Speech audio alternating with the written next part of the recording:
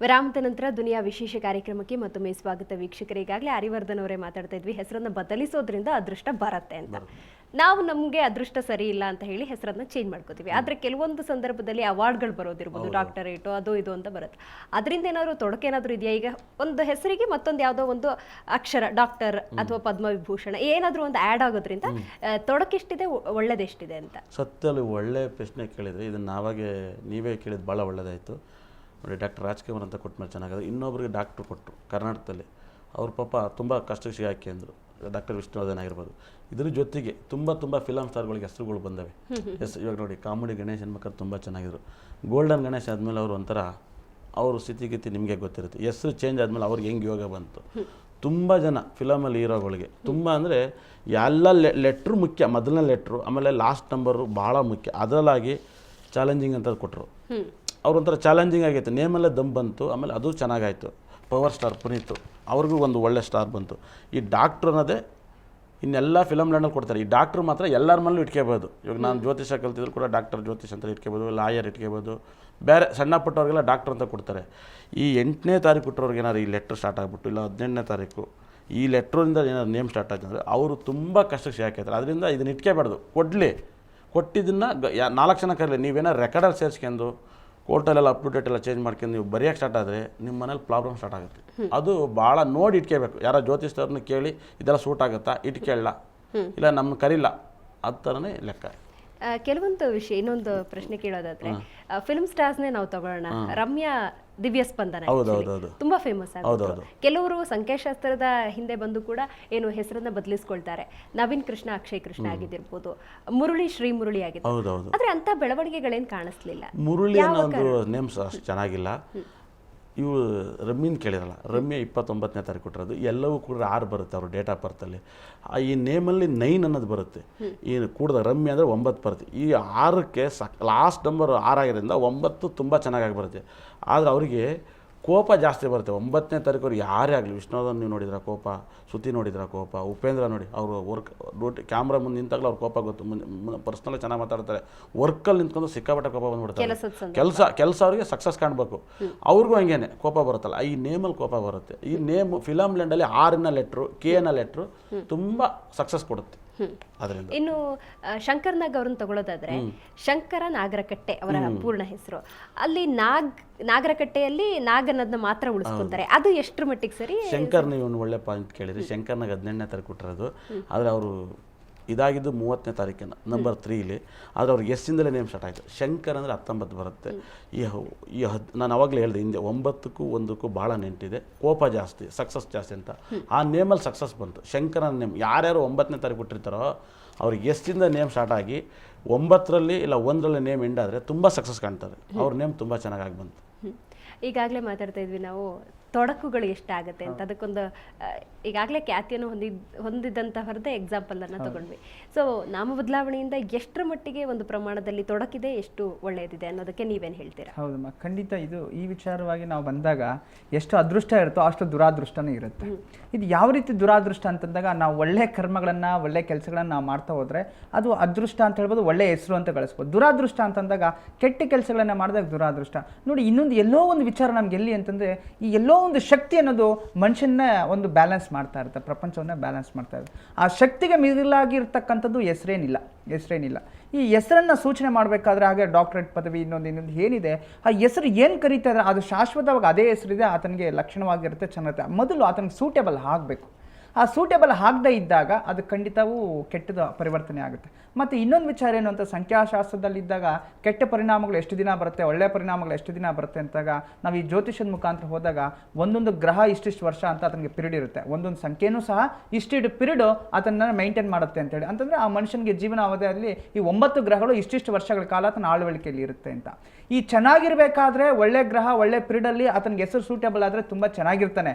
ಆದರೆ ಕೆಟ್ಟ ಗಳಿಗೆಯಲ್ಲಿ ಏನಾದರೂ ಆತನ ಪೀರಿಯಡಲ್ಲಿ ಹೆಸರು ನೇಮ್ ಚೇಂಜ್ ಮಾಡಿಕೊಂಡ್ರು ಅದು ಕೆಟ್ಟ ಪರಿಣಾಮಗಳು ಖಂಡಿತ ಬಂದೇ ಬರುತ್ತೆ, ಅಡ್ಡ ಪರಿಣಾಮಗಳಿದೆ.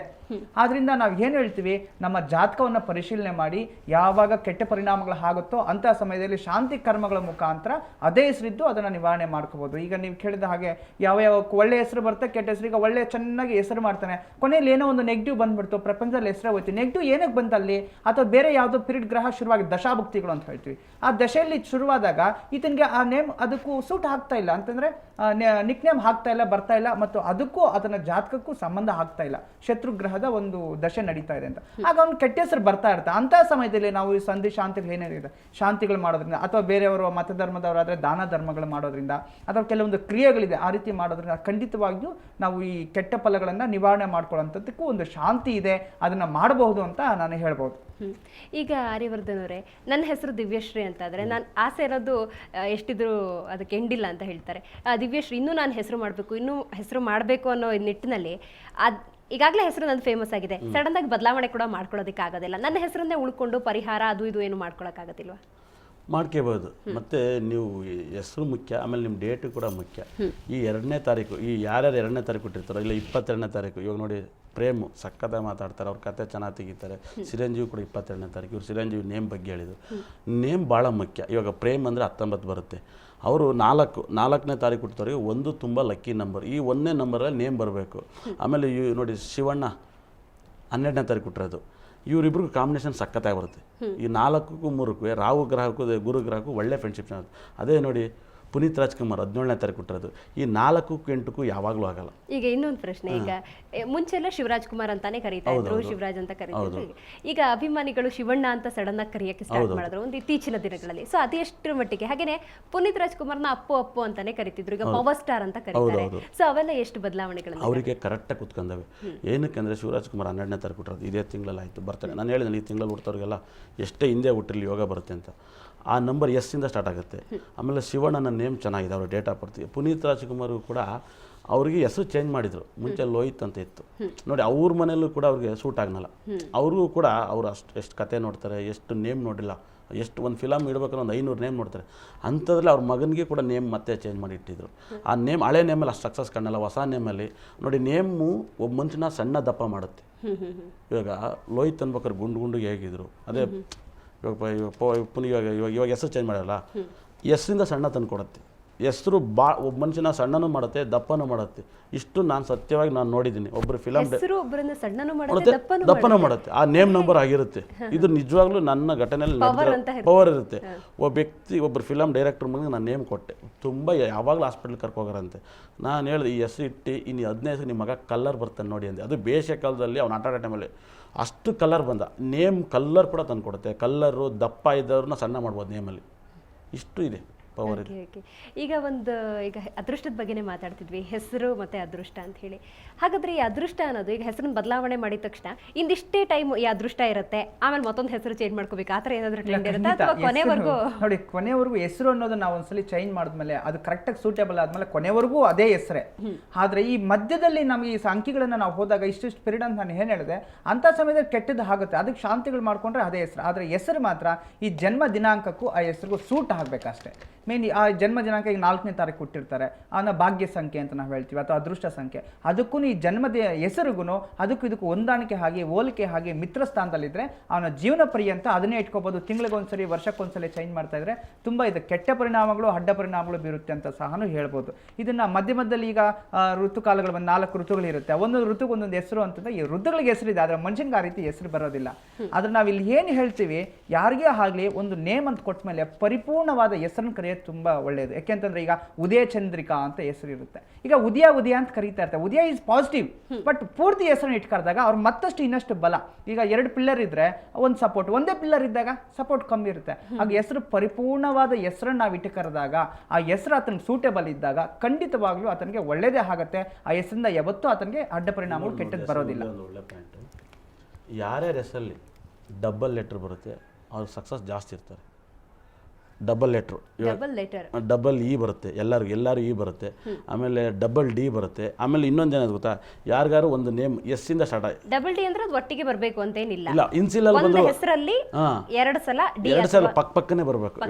ದೇವೇಗೌಡರು ಡಬಲ್ ಡಿ ಬರುತ್ತಲ್ಲ, ಅದೇ ಥರ. ಏನಕ್ಕೆ ಈ ಮಾತನ್ನು ಹೇಳ್ತಿದ್ದೀನಿ, ಸಕ್ಸಸ್ ಜಾಸ್ತಿ ಬೇಕು ನನ್ನ ಮಗನಿಗೆ, ತುಂಬ ಜಾತಕ ವೀಕ್ ಆಗಿರುತ್ತೆ ಅವ್ರಿಗೆ, ಸಕ್ಸಸ್ ಕಾಣೋದಿರಲ್ಲ ಒಂದು ಜಾತಕ, ಅಂಥವ್ರಿಗೆ ಡಬಲ್ ಲೆಟ್ರ್ ಪಕ್ಕದಲ್ಲಿ ಸೇರಿಸ್ಬೇಕು. ಇನ್ನೊಂದು ಸೆಕೆಂಡ್ ನೇಮ್ ಎನ್ನಿಂದಲೇ ಸ್ಟಾರ್ಟ್ ಮಾಡಬೇಕು, ಇಲ್ಲ ಎಸ್ ಗೆ ಎಂಡ್ ಆಗುತ್ತೆ, ಇಲ್ಲ ಲಾಸ್ಟ್ ಲೆಟ್ರು ಎಸ್ ಇಂದಲೇ ಸ್ಟಾರ್ಟ್ ಮಾಡಬೇಕು, ಇಲ್ಲ 6ಗೆ ಎಂಡ್ ಆದರೆ ಪಕ್ಕದ ಇನ್ನೊಂದು ಹೆಸರು ಇಡಬೇಕು, ಅದನ್ನು ಕರೆಕ್ಟಾಗಿ ವಾಸ್ತವವಾಗಿ ಸೆಟ್ ಮಾಡ್ಬೇಕು. ಅದು 2 ನಂಬರ್ ಪಕ್ಕ ಬರಬೇಕು. ಆಮೇಲೆ ಈ ವ್ಯಕ್ತಿ ಅಂತಲ್ಲ, ಯಾವ ಎಸ್ಸಿಂದ ಸ್ಟಾರ್ಟ್ ಆಗಿ ಯಾವ ಹೆಸರಿಗೆ ಎಂಡ್ ಆಗುತ್ತೆ. ಇವಾಗ ಎ ಇಂದ ಸ್ಟಾರ್ಟ್ ಆಗಿ ಎಗೆ ಎಂಡ್ ಆಗಿದ್ರೆ ಒಳ್ಳೆ ಯೋಗ ಬರುತ್ತೆ, 6ರಿಂದ ಸ್ಟಾರ್ಟ್ ಆಗಿ 6ಗೆ ಎಂಡ್ ಆಗಬೇಕು.